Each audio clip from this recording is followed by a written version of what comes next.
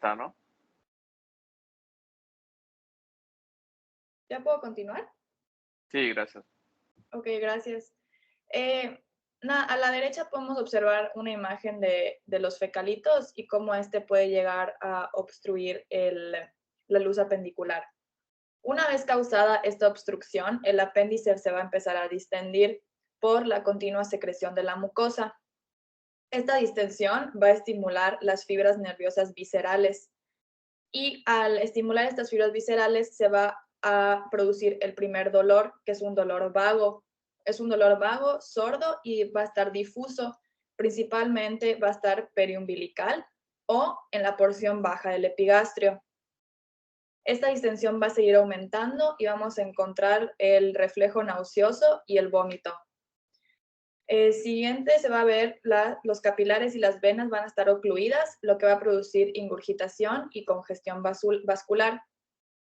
Este proceso inflamatorio va a afectar a la serosa del apéndice y al peritoneo parietal, lo que va a producir el cambio de dolor característico, el cambio migratorio de difuso periumbilical a específico a la fosa ilíaca derecha.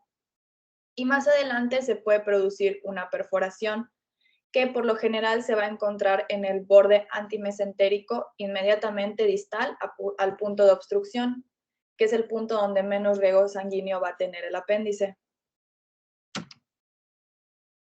El cuadro clínico va a iniciar, como ya mencioné, como dolor periumbilical difuso. Este dolor va a ser poco intenso y mal localizado.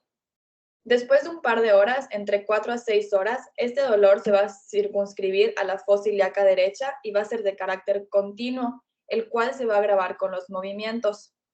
Y este cuadro clínico puede ser acompañado de náuseas, vómito, anorexia y sensibilidad. Este cuadro es muy característico en personas jóvenes, ya que en ancianos, en embarazadas y en pediátricos, este cuadro clínico va a variar. Lo vamos a ver más a continuación. Aquí podemos ver los dos primeros cuadrantes, es donde inicia el dolor y después va a migrar a la fosa derecha. A la exploración física vamos a encontrar varios signos que nos pueden indicar tanto apendicitis como irritación peritoneal causada por la misma. De la temperatura y la frecuencia cardíaca casi siempre van a ser normales o pueden estar levemente elevados. Esto va a ser al inicio del cuadro. Claramente, si ya es una apendicitis complicada, vamos a encontrar estos signos alterados. Los datos físicos van a estar determinados por la aparición de la irritación peritoneal e influidos por el órgano perforado. El primer signo que encontramos es el dolor a la palpación en el punto de McBurney. Este punto es un punto imaginario en el cual uno traza una línea de la espina ilíaca anterosuperior hacia el ombligo y en el primer tercio de esta línea se hace la palpación y el paciente debe referir dolor. Este signo me va a indicar una posible apendicitis. El segundo signo es el signo de Bloomberg. Este signo va a ser que a la palpación profunda en el cuadrante inferior derecho se va a hacer la palpación y al soltarlo el paciente va a referir dolor. Y este sí nos va a indicar datos de irritación peritoneal. El siguiente signo que tenemos es el signo de Rovsing. El signo de Rovsing va a ser dolor en el cuadrante inferior derecho, pero este va a causar al comprimir el cuadrante inferior izquierdo. Y esto se debe al movimiento de gases que hay. Aquí se ve en la foto cómo se debe de presionar el cuadrante izquierdo y el gas es distribuido y va a doler el cuadrante derecho. El otro signo que podemos encontrar es el signo del psoas. En este se va a poner al paciente de cúbito lateral izquierdo y se va a hacer una extensión de la pierna derecha hacia atrás y esto debe causar dolor. Clásicamente, si este signo es positivo en el paciente, podemos pensar en una apendicitis retrocecal, porque como sabemos, la anatomía del apéndice puede variar en las personas. Entonces, si en este caso el paciente tiene un apéndice retrocecal, este signo puede resultar positivo. Y por último, tenemos el signo del obturador, que en este es cuando el paciente se le pide que ponga la rodilla en 90 grados y se gira la pierna hacia el lado, hacia afuera. Y esto debe causar dolor y significa que el apéndice debe estar cerca de la pelvis. Estos son algunos signos porque hay muchísimos, hay como 20 signos, pero puse los principales.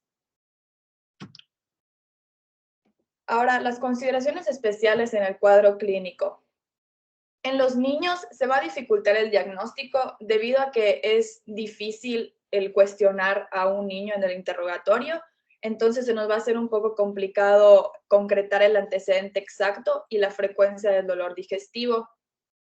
Entonces, en estos casos podemos pensar en una apendicitis cuando hay un máximo dolor a la palpación en el cuadrante inferior derecho, cuando hay una imposibilidad para hablar o caminar con claudicación y hay un dolor a la percusión, a la tos y al brincar.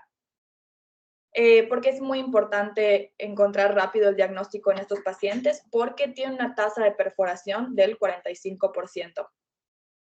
En los ancianos vamos a pensar en una apendicitis cuando el dolor en la porción el dolor sea en la porción baja del abdomen.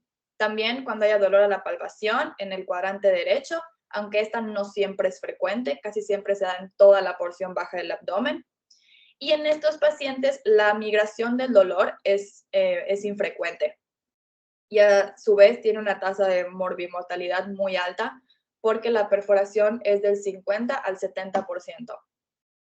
Y por último, a las embarazadas, en estos casos es la urgencia quirúrgica más común del embarazo. Vamos a encontrar apendicitis en 1 por cada 766 partos. Muchos síntomas pueden ser considerados relacionados con el embarazo, por eso la dificultad del diagnóstico. Y durante la gestación hay cambios anatómicos en el apéndice, por ello los signos y los síntomas no van a ser los típicos, pero lo podemos suponer cuando encontramos dolor abdominal de inicio reciente, dolor abdominal en el lado derecho y solo en el 75% vamos a presentar la migración del dolor. Y en este caso, los laboratorios no nos van a ser útiles para establecer el diagnóstico. Ahora, ¿qué laboratorios podemos solicitar? En una apendicitis aguda no complicada, vamos a encontrar leucocitosis leve, pero esta siempre va a ser a expensas del aumento de los polimorfonucleares. En cambio, en una apendicitis complicado, vamos a encontrar una leucocitosis mayor a 18,000 células. También en estos cuadros complicados podemos encontrar un aumento de la proteína C reactiva y en una reacción séptica podemos encontrar leucocitos bajos y neutrófilos muy elevados. Para los estudios de imagen hay varias opciones. La radiografía simple puede mostrarnos la presencia de un fecalito, pero casi nunca se usa para establecer el diagnóstico. Por el contrario, la ecografía y la tomografía son los más utilizados. En la ecografía vamos a poder observar engrosamiento de la pared apendicular y presencia de líquido periapendicular. Por el contrario, en la tomografía vamos a ver el apéndice dilatado y la pared engrosada y en ocasiones vamos a poder observar los fecalitos. Aquí podemos, en la foto que adjunté, podemos ver el apéndice dilatado. Ahora bien, tenemos una escala para establecer un posible diagnóstico de apendicitis. Esta no se recomienda, no se recomienda basarse en esta para hacer un diagnóstico, pero nos puede ayudar para orientarnos. Esta está en base a puntuación numérica y dependiendo del total va a ser la posibilidad de que el paciente tenga apendicitis. De los síntomas van a ser migración del dolor, anorexia, náuseas y vómitos, y cada uno nos va a dar un punto. De los signos van a ser dolor en el cuadrante inferior derecho, que nos va a dar 2 puntos, el signo de Bloomberg y fiebre mayor a 38 grados. Y de los laboratorios van a ser leucocitosis y desviación a la izquierda de neutrófilos. Entonces, al sumar estos puntos, ya nos va a decir si hay una baja probabilidad, una consistentes con apendicitis pero no diagnóstica, una alta probabilidad de apendicitis o un diagnóstico casi certero de apendicitis. Bueno, este algoritmo está en la GPC, que nos indica que si nos llega un paciente con dolor abdominal, que acude a medicina familiar o a urgencias de cualquier sexo. Si tiene un cuadro clínico clásico, lleva a valoración quirúrgica. Entonces, tenemos las manifestaciones cardinales, que es el dolor característico y datos de irritación peritoneal. Si el paciente tiene estas dos manifestaciones, se manda a valoración quirúrgica. Si no tiene estas dos manifestaciones, se le realiza estudios, ya sea de imagen o de laboratorio, como los que mencioné antes: biometría hemática, examen general de orina y prueba inmunológica del embarazo. Una vez obtenidos los resultados de estos laboratorios, se va a revalorar el paciente. Si, por ejemplo, las pruebas de orina nos muestran alguna infección, pues se envía a interconsulta con urología. Si la prueba de embarazo da positiva, se manda a gineco. Y si los datos cardinales son positivos, como dolor característico, más irritación peritoneal, más laboratorios, en este caso leucocitosis, ya me dan los 3 grupos de datos cardinales y lo refiero otra vez a valoración quirúrgica. Si aún así no tengo los 3 datos cardinales, ya tengo que pensar, dependiendo mi población, qué otro diagnóstico diferencial puedo tener, ya sea un adulto joven, una mujer embarazada, un adulto mayor o un paciente en edad pediátrica. Y pues estos son algunos de los diagnósticos diferenciales que puedo tener frente a un paciente, que pueden ser quirúrgicos como obstrucción intestinal, colecistitis, después urológicos como embarazo, quiste de ovario o gastroenteritis, ileitis, entre muchos otros. El tratamiento va a ser prioritariamente quirúrgico y es considerado urgente una vez establecido el diagnóstico. El objetivo es efectuar la apendicectomía y el lavado de la cavidad abdominal en las formas evolucionadas. Y hay 2 formas de ese tratamiento: puede ser una apendicectomía abierta o una laparoscópica, que aquí están las 2 fotografías.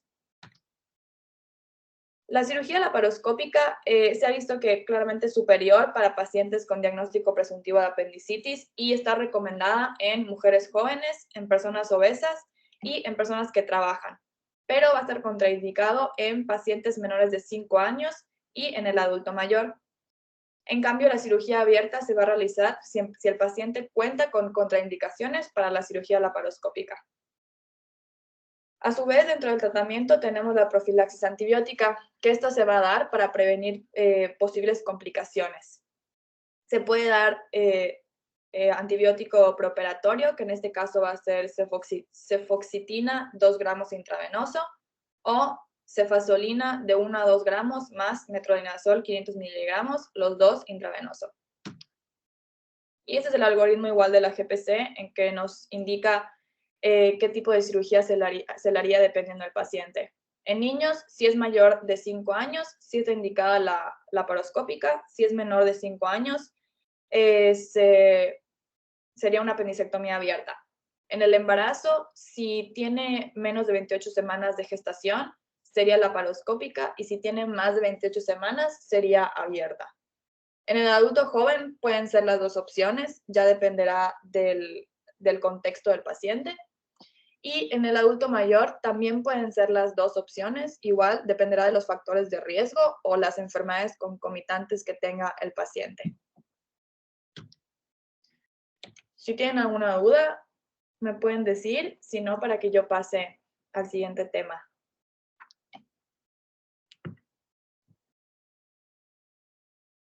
Todo bien, gracias.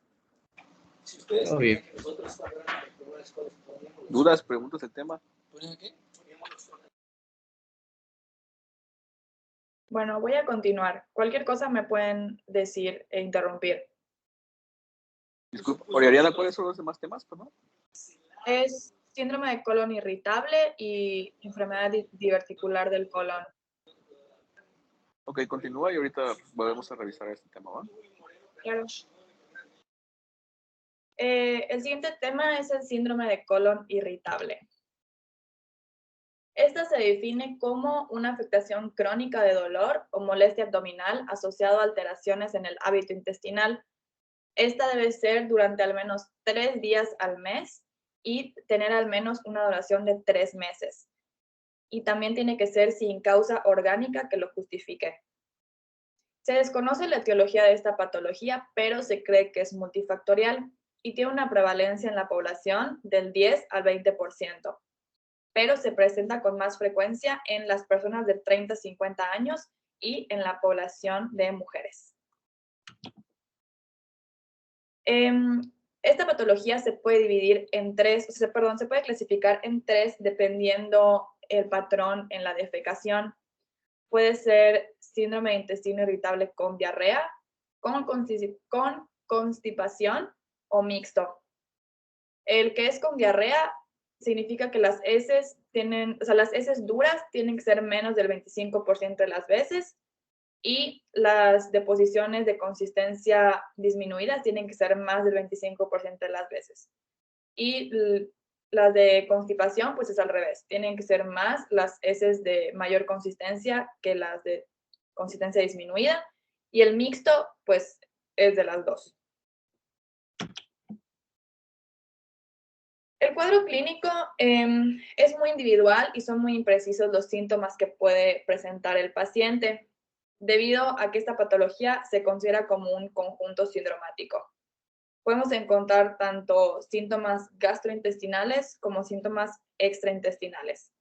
Entre los síntomas gastrointestinales encontramos dolor abdominal cólico, hábitos intestinales alterados, reflujo, disfagia, saciedad temprana, náuseas, dolor precordial que no sea de origen cardíaco, flatulencias y eructos.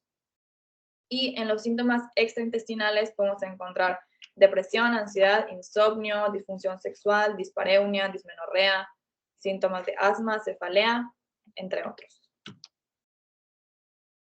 Para el diagnóstico se tiene que basar en la identificación de los síntomas positivos compatibles con esta condición y estos se resumen en los criterios de Roma II.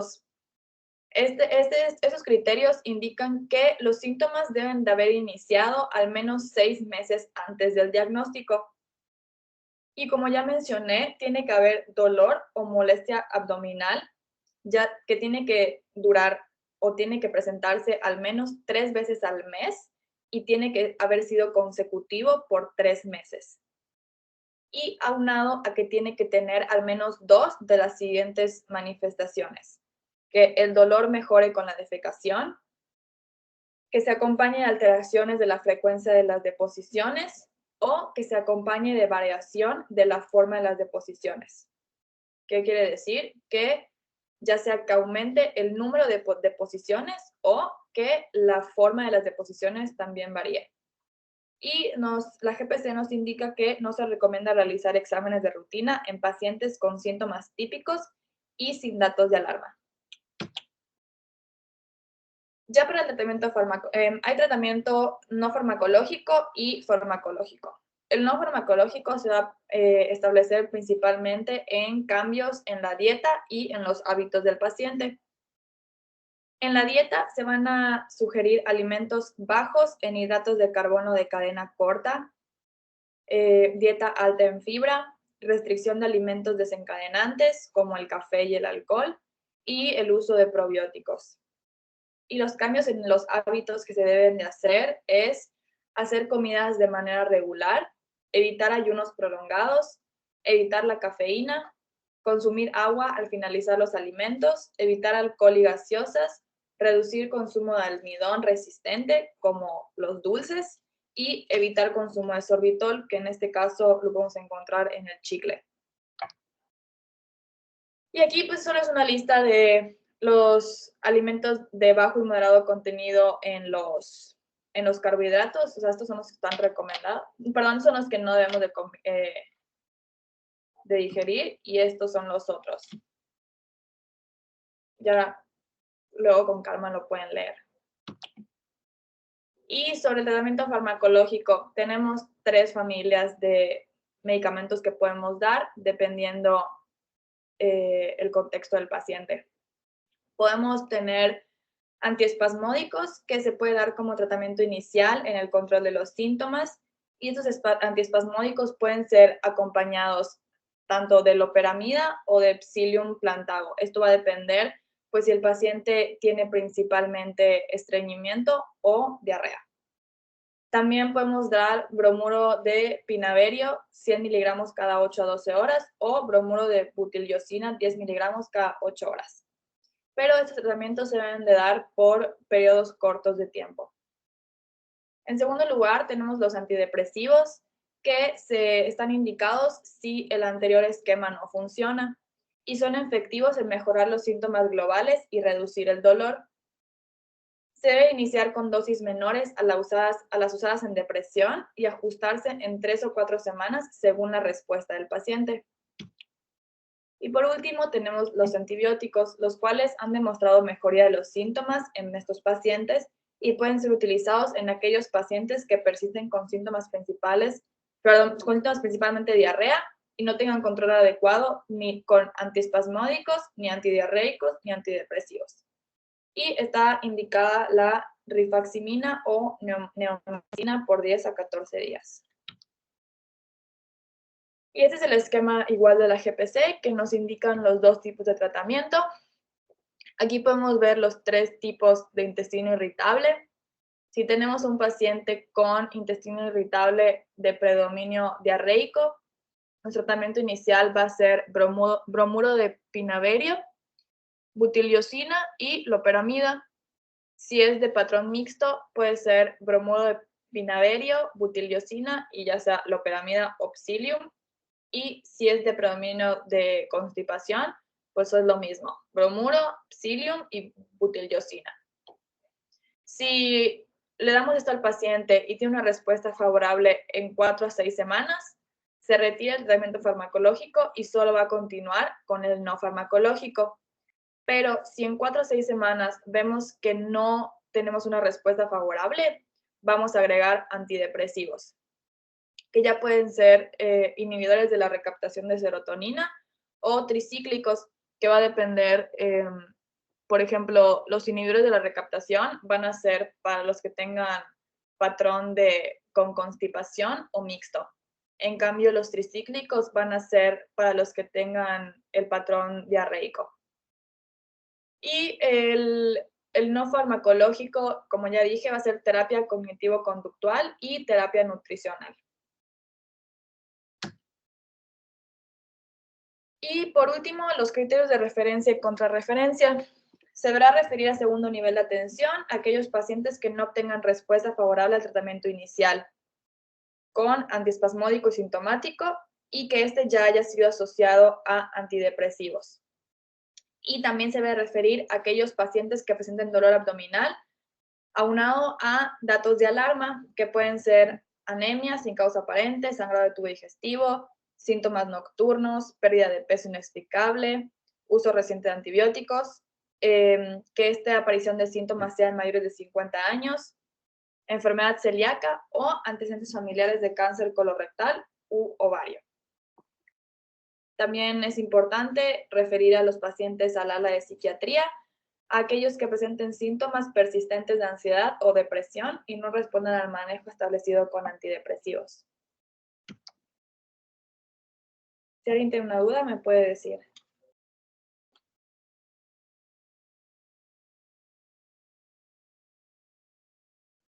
Bueno, voy a continuar. Ya por último, tenemos la enfermedad diverticular del colon. Esta enfermedad hay 2 conceptos. Tenemos la diverticulosis y la diverticulitis. La diverticulosis va a ser solamente la presencia de divertículos en el colon y van a presentarse sin que el paciente tenga síntomas. En cambio, la diverticulitis va a ser la inflamación de estos divertículos. Aquí podemos ver una foto. En la parte de arriba son los divertículos que no están inflamados y en la parte de abajo podemos ver la inflamación y en eso ya se denomina diverticulitis. Los divertículos se van a desarrollar cuando lugares naturalmente débiles en el colon ceden bajo presión. La diverticulosis describe el desarrollo de formaciones saculares de la mucosa y submucosa a través de áreas con capa muscular más delgada, donde los vasos sanguíneos penetran la pared intestinal. En la imagen de acá abajo podemos ver cómo en lugares donde la pared muscular está débil, se van a formar estos sacos, van a protruir estos sacos. Y la diverticulitis se va a formar cuando se desgarran los divertículos, lo que provoca inflamación y su posterior infección.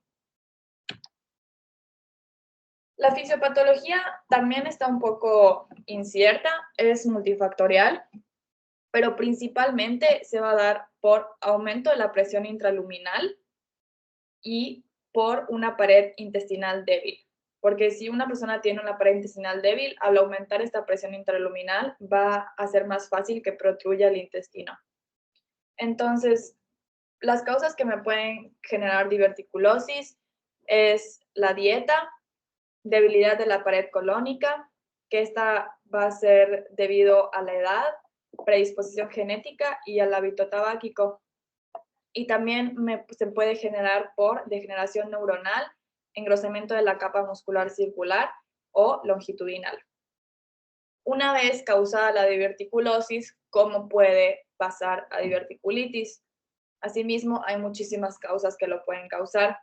Puede ser por motilidad colónica alterada, inflamación de bajo grado, hipersensibilidad visceral, alteración en la microbiota intestinal y déficit o insuficiencia de vitamina D.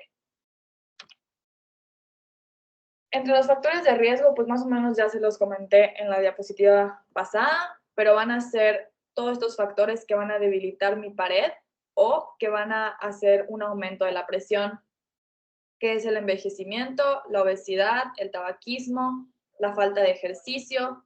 Estas cuatro pues prácticamente van a debilitar mi pared.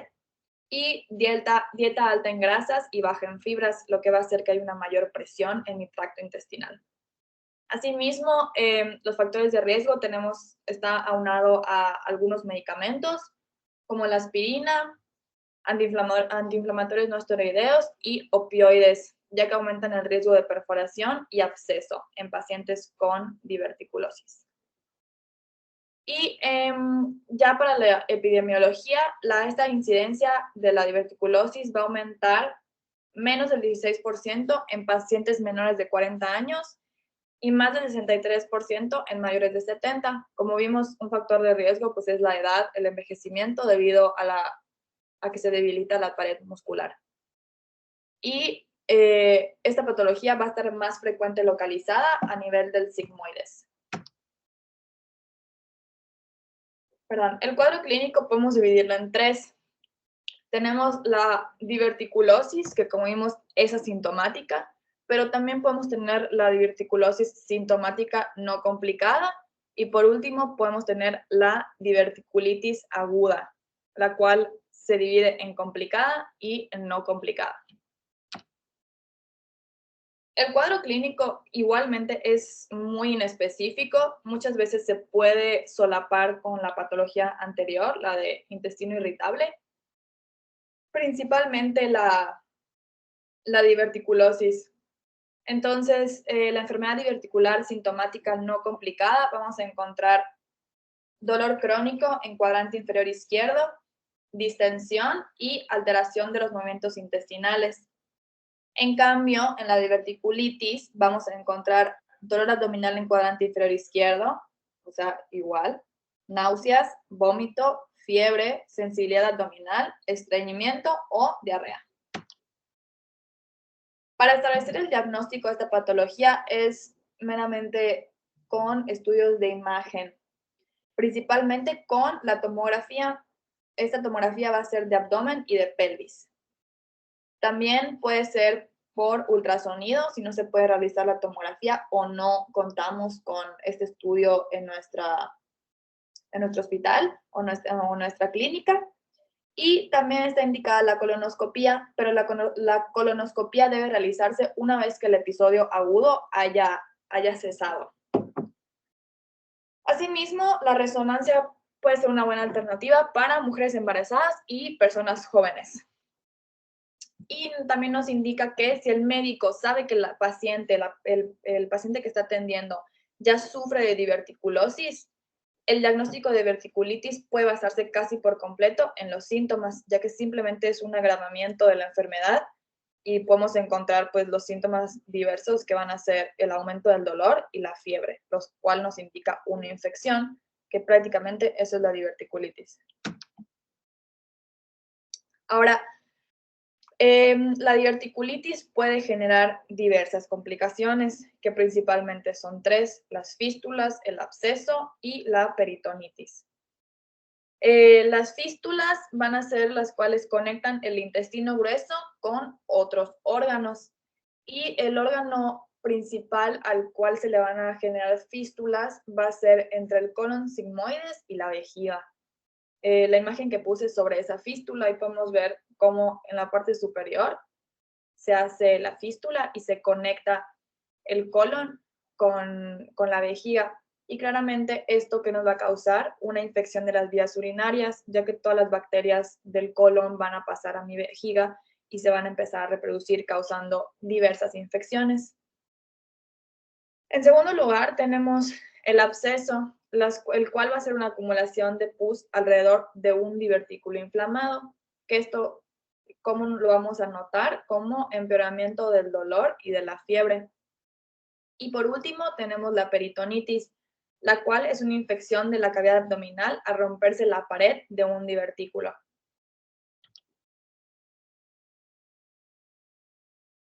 Aquí tenemos una escala, la cual nos ayuda a clasificar o estratificar a nuestros pacientes dependiendo de su gravedad y cómo vamos a tratarlos. Esta escala se llama escala de Hinchi, la verdad no sé cómo pronunciarlo, pero se va a basar en cómo está, o sea, qué tan grave está la diverticulitis. El grado 0 es una diverticulitis clínicamente moderada. El grado 1A es inflamación pericólica limitada sin absceso. 1B es inflamación pericólica limitada con absceso, pero este absceso tiene que ser menor a 2 centímetros. Después, el tipo 2 es cuando hay un absceso pélvico o retroperitoneal o a distancia. El tipo 3 es cuando hay una peritonitis generalizada, pero no hay una comunicación con la luz intestinal. Y por último, el estadio 4, que es de una cirugía urgente, es cuando hay peritonitis fecaloide con comunicación libre con la luz intestinal. Y en la foto a la derecha, pues podemos ver una imagen ilustrativa de las 4 etapas principales. Ahora, como dije, el tratamiento se va a basar en la escala de Hinchey, y dependiendo el número de lo que cuente el paciente, va a ser el tratamiento. En la diverticulitis leve, prácticamente se va a basar en dieta líquida, en reposo y en antibióticos orales. Y se va a tratar, se puede tratar en casa generalmente, pero también se puede tratar en hospital. Y tenemos la diverticulitis grave, la cual se va a necesitar líquidos, antibióticos por vía intravenosa, más cirugía, si es el caso del paciente. Aquí vemos que el tratamiento conservador se va a hacer en Hinchi 1 y Hinchi 2. El Hinchi 1 casi siempre es tratado en casa, y el Hinchi 2 se puede tratar en hospitalario. Después, vamos a realizar cirugía urgente en pacientes que cuenten con peritonitis, en pacientes con Hinchi 1, que no se libran con tratamiento conservador 48 horas, y posteriormente se les hizo un drenaje y 48 horas después tampoco han aliviado sus síntomas. A estos pacientes también se les hace cirugía urgente. Y por último, se les hace cirugía urgente a pacientes con aumento de fiebre o del dolor. También se pueden hacer cirugías programadas y electivas en pacientes con fístula, estenosis o sospecha de cáncer. Y la GPC, por último, nos menciona que se debe realizar la sigmoidectomía en todo paciente inmunosuprimido. Eso sería todo. No sé si fui muy rápido. Si alguien tiene una duda, me puede decir. Puedo regresar con mucho gusto.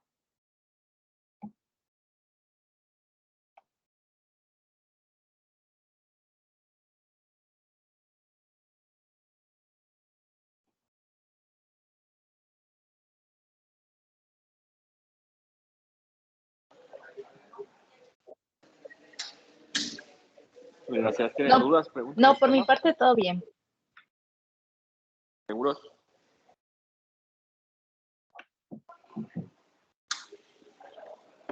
Yo creo que está un poco pesado ver 3 temas, ¿no? Pero pues, de esos 3 temas, yo creo que el más importante es el primero de la apendicitis. ¿Sí les quedó claro el tema de apendicitis?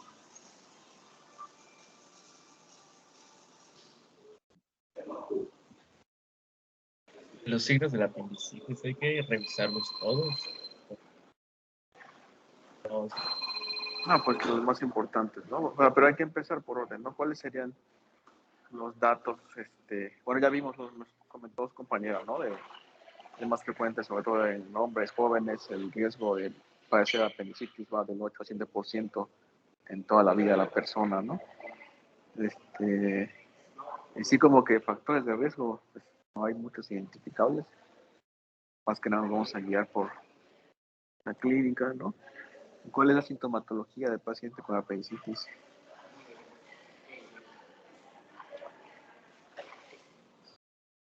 Vómitos, fiebre, el dolor abdominal. ¿Me importa La algo? náusea precede, si la náusea precede al dolor, Uh-huh. se descarta apendicitis fuera de errores. No, es que ¿cómo deben de salir el orden? ¿Cómo es el orden normalmente de la aparición de síntomas en la apendicitis? De esos 3 que me mencionaron, son los más importantes: fiebre, ¿no? Náuseas o vómitos y dolor. ¿Cómo es la secuencia? ¿Cómo se llama esa secuencia?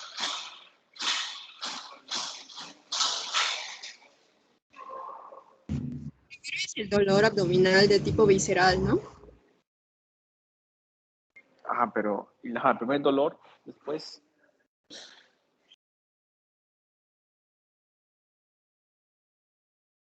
náuseas y vómitos, ¿no? Y luego fiebre. A diferencia de, o sea, por ejemplo, la mayoría de las enfermedades quirúrgicas abdominales, y por ejemplo la apendicitis entre ellas, suelen precederse de dolor, posteriormente se agregan náuseas y vómitos, y en ocasiones aparece la fiebre, ¿no? Ese tiene un nombre. ¿Cómo se llama esa secuencia? Es la triada de Murphy. Jamás que triada, es secuencia Murphy, ¿no? Que se aparezcan esos 3 síntomas en ese orden que les dije, ¿no? Dolor, náuseas, vómitos y posterior fiebre. Y esto nos orienta de una patología quirúrgica, ¿no? En este caso puede ser apendicitis, ¿no? Para diferenciarlo, por ejemplo, de una gastroenteritis. ¿Cómo sería el orden en una gastroenteritis de estos 3 síntomas que normalmente aparecen en una gastroenteritis?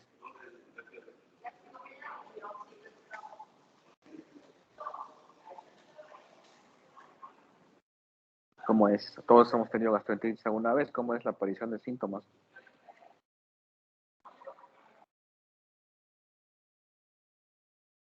Disculpe, doctor, ¿puede repetir la pregunta? No se Casi escuchó la bien. escuché. Perdón. En la gastroenteritis, ¿cómo es la aparición de los síntomas?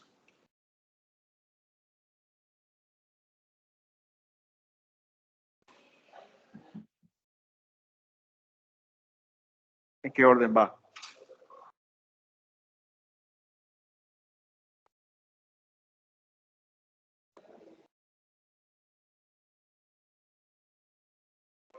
Es al revés, ¿no? Náuseas, vómitos, luego puede aparecer fiebre o dolor. No, el primero era diarrea.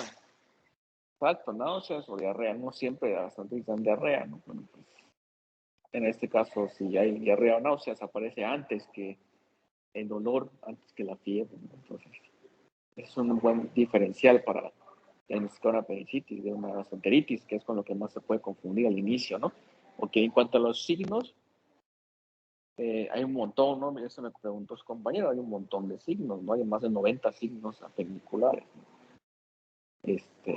Pero pues no van a ser 90 signos ustedes en la exploración, no tienen tanto tiempo. Si solo pudieran hacer 3 de esos signos, ¿tú cuáles harías, Jocelyn? ¿Está ahí Jocelyn?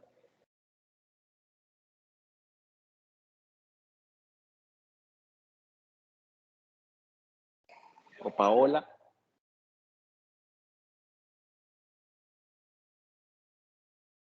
¿O Salvador? ¿O Berto.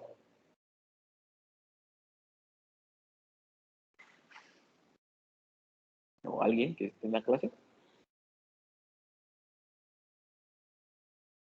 El de McBurney, el del SOAS y el del obturador. Ok, el McBurney, bueno, más que el McBurney, ¿cómo es el signo de McBurney?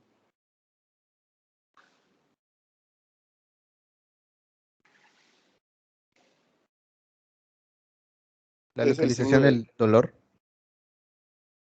A un dolor localizado, ¿no? Pues sería acá, derecha, ¿no? En la unión en el tercio, en una línea imaginaria, un punto que une al tercio distal entre fosa ilíaca anterior superior, la espina anterior superior y el ombligo, ¿no? La línea imaginaria, la unión entre el tercio distal y el tercio medio, ¿no?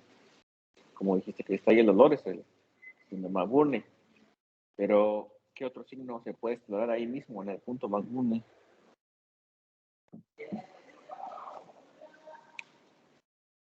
El Bloomberg. El Bloomberg, ¿cómo es el signo de Bloomberg? Doc. Es el dolor al liberar la presión que se ejerce con los Ah, dedos sobre ese punto. Exacto, ¿no? El dolor de rebote, ¿no? Ese es más sensible y específico que solamente el punto de McBurney, ¿no? Porque eso nos habla de irritación peritoneal. O sea, que el dolor sea la liberación de la presión, habla de que es una irritación peritoneal, ¿no? Más que un dolor localizado o, en este caso, muscular, ¿no? Si fuera muscular o de celular subcutáneo, obviamente duele al presionar, a diferencia del dolor referido o el dolor, en este caso, de por irritación del peritoneo, que suele ser al liberar la presión. Creo que, bueno, a ver, ese es el signo más sensible y específico para diagnosticar, ¿no? Si lo combinas con el McBurney, pues estás usando dos signos a la vez en la misma exploración. Al checar el Bloomberg, estás checando el McBurney también, ¿no? El psoas y el obturador no son tan usados porque tienen una utilidad en sí, estos dos, ¿no? Más que nada para apéndices de tipo de una posición pélvica, ¿no? Ahí nos sirve un poquito más. Sí son útiles, pero no sería de los que haría yo al inicio, ¿no? No tengo tanto tiempo que hay otros signos. Por ejemplo, el signo de Dunphy, a ese le pides al paciente que se tape su boca y que tosa fuerte, y nuevamente el dolor se refiere a la fosa ilíaca derecha, y pues también nos habla de irritación peritoneal, y es un poquito más sensible y específico que en este caso psoas o obturador, porque son más para apéndices de tipo pélvicas. Y como está ahí colocado bien en la foto, el de Robson, ¿cuál es el signo de Robson?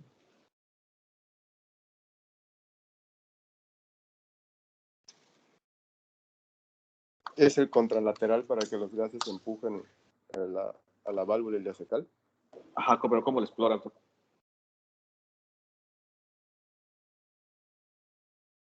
Ahí está en la imagen, ¿no? Es la Sería compresión, que es el cuadrante inferior izquierdo. Exacto, ¿no? Y el dolor, ¿dónde se localiza? En el cuadrante inferior, en el cuadrante inferior derecho. Es como Exacto, ¿no? que Es un dolor de referido, ¿no? Pues estás comprimiendo el abdomen y la misma compresión que se produce en el peritoneo es la que genera el dolor, ¿no? Entonces, mira, si solo tienes 5 minutos para hacerle una exploración al paciente, una exploración, pues como tal, ya dirigida al abdomen, obviamente, ¿no? Si sospechas apendicitis, pues no pierdas el tiempo haciendo Robson, psoas y todo, vas por 3 signos, las exploraciones. Obtienes una muy buena sensibilidad específica, checando estos tres, el Blomberg, que a la vez está checando McBurney, el Dunphy y el Robson, y esas tres maniobras no te llevan ni un minuto. Y en un minuto ya tienes una sospecha más o menos buena. Obviamente, ya después de que hayas interrogado a tu paciente, ¿no? Realmente de exploración, y varias enfermedades, tanto de medicina interna, de cirugía, lo que quieran, pues un adecuado interrogatorio te da un 80% del diagnóstico, ¿no? Tu exploración dirigida es para corroborar una sospecha diagnóstica inicial, ¿no? Entonces, pues con esa exploración adecuada, pues tienes un buen complemento para tu interrogación, ¿no? Es en cuanto a signos. Hay muchos más, solamente pues conózcanlos, pero yo creo que esos 5 que están aquí enfrente son los más importantes que deben de conocer y de hacer, ¿no? O sea, bueno, en cuanto al es en cuanto a clínica. Normalmente la apendicitis es un diagnóstico clínico. ¿Qué estudios de imágenes están indicados solicitar? Si no estás completamente seguro de que sea una apendicitis. ¿Cuál es el gol estándar en esta enfermedad? Un En ultrasonido. adultos. En adultos. El gol estándar.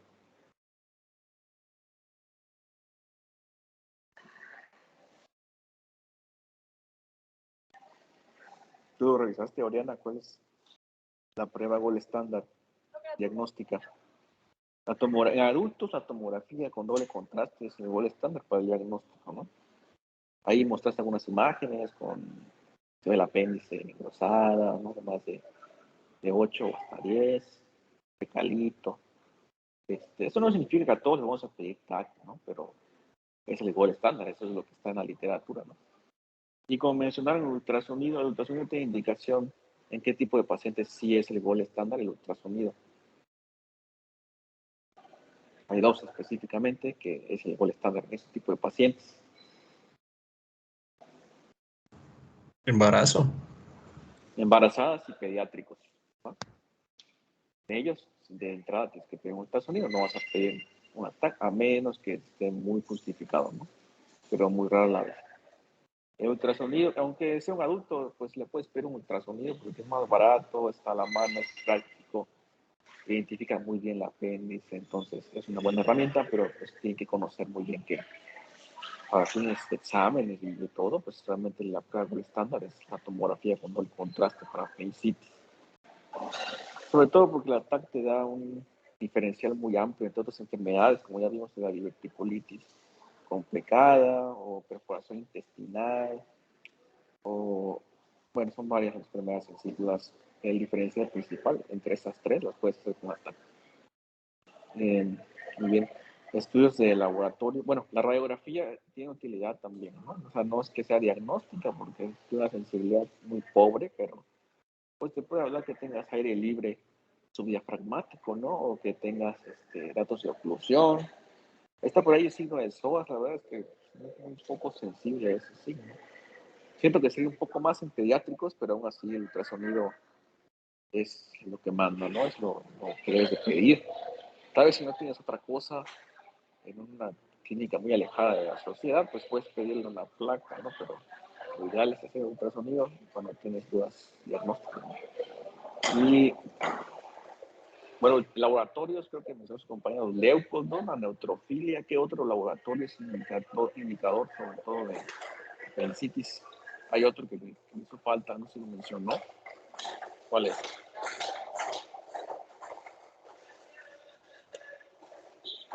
Disculpe, doctor, no se le escuchó bien lo que dijo hace un momento. Pero es que hay un poco de ruido por aquí. Ahí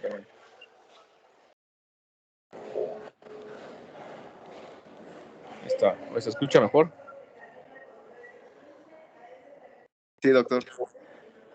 Bueno, les decía que cuál sería el estudio de elección en cuanto a laboratorios.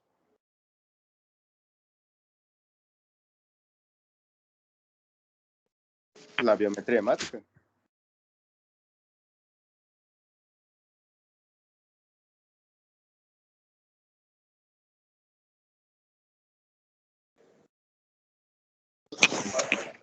Obviamente hay que pedirle tiempo, químicas para ver la función renal.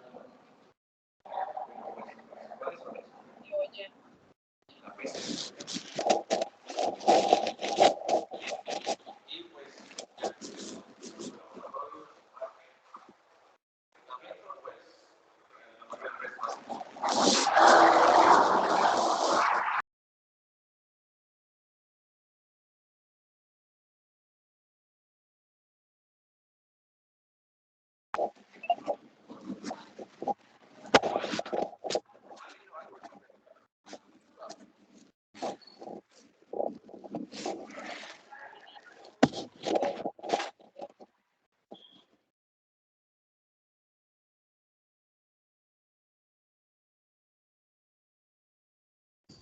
se trata de manejo médico la apendicitis o siempre hay que operarlo.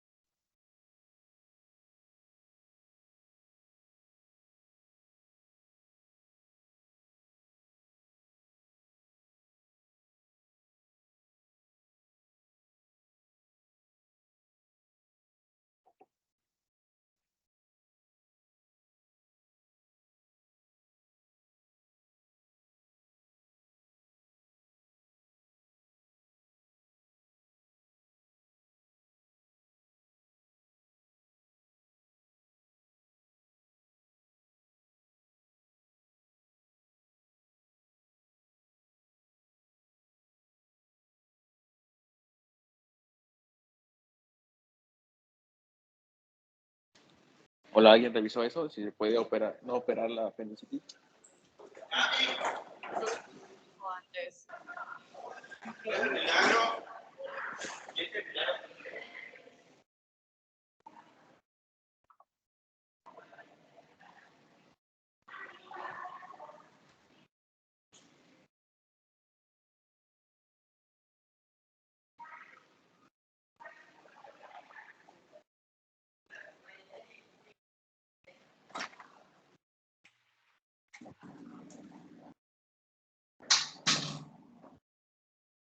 Hola, pero yo no les escucho.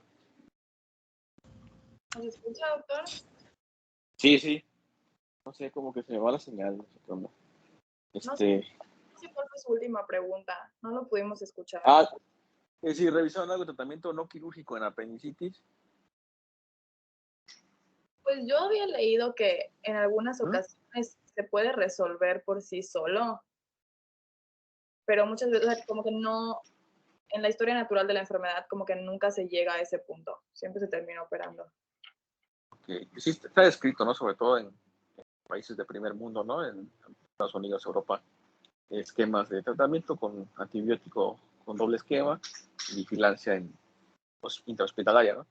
Está comparado con tasas de éxito de apendicitis, con la contraapendicectomía. Sin embargo, si bien no aumenta la mortalidad, sí aumenta el riesgo de complicaciones y de necesidad de intervención, por lo que pues en nuestro medio, en el tercer mundo, pues realmente no tiene indicación porque tendrías que tener vigilado al paciente, ¿no? Tendrías que ocupar una cama de hospital en un paciente que podrías operar y pues poder darlo de alta al siguiente día, ¿no? Realmente sí se puede, pero pues hay estudios que demuestran que es una opción, pero al menos en nuestro medio, pues, aterrizado, pues no es lo mejor, ¿no? Es mejor operarlo y evitar el riesgo de complicaciones que te puedes ganar por no operarlo, ¿no? Pues ya, el mejor método pues, para operar es por la paroscopía siempre que se pueda. Si no, pues hay que hacer la cirugía abierta, sobre todo cuando hay complicaciones. Si no puedes por la paroscopía, pues tal vez necesites convertirla, ¿no? Pero lo ideal es siempre por la paroscopía. Complicaciones, pues infección de herida, fuga del muñón, que haya una perforación a un nivel del ciego, entre otros, ¿no? Pero pues ya es un poco más allá del labor quirúrgico. Yo creo que es importante que conozcan ese tema porque pues a todos se les puede tocar, ya sea tanto como médico general, clínica o como especialista, ¿no? Pues realmente pocos especialistas están libres de que les pueda caer un apéndice, ¿no? Te puede caer en pediatría, en medicina interna, en gineco, hasta en trauma, ¿no? Si quieres hacer el trauma, ¿no? Pero tienes que conocer esta enfermedad porque puede estar en tu servicio, pues a cualquiera le puede dar apendicitis en cualquier momento, nada más que ya no tenga. Entonces es una enfermedad que tienen que conocer y que no hagan cirugías y que saber, al menos sospecharla, ¿no? Muy bien, en cuanto a escalas, me faltó mencionar las escalas, la escala de Alvarado, pues sí, conózcanla porque es como que la más académica, pero pues hay muchas más con mejor sensibilidad y especificidad, ¿no? Entre ellos la escala de Air, que incluye la PCR, y es la más sensible y específica, según las últimas guías. Pero pues sí, la de Alvarado es la que tienen que conocer, pues sepan que hay otras mejores que esa, ¿no? No se queden nada más con eso. Está bien. Muy bien, Oriana. Los otros temas, pues yo creo que con lo que mencionaste está muy bien. Esa opción que mencionaste terapéutica de los antidepresivos, en la colitis es bastante útil, al menos en la clínica. Te van a dar cuenta que muchas veces las colitis tienen la mayoría de veces un origen de ansiedad o depresión. Entonces, si hay un paciente que ya le dieron varios medicamentos y no mejora, intenten con inhibidores de la recaptura, ¿no? Como mencionaste, ¿no? Sertralina, citalopram y esos. Y pues es importante que se conozca esa clasificación de Hinchi en la enfermedad articular. Y como mencionaste, las indicaciones de tratamiento según cada una de las Hinchi. Y diagnóstico es por TAC. Muy bien. ¿Tiene alguna otra duda, pregunta?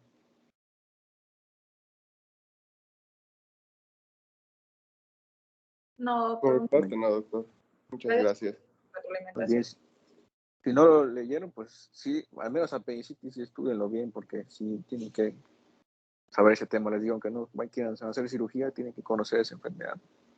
Y además, en su examen seguro les va a venir, entonces apenas. Bueno, hasta luego. Gracias por la clase, nos vemos. Muchas gracias, doctor. Buen Gracias, día. doctor. Hasta luego, doctor. Muchas gracias. Gracias.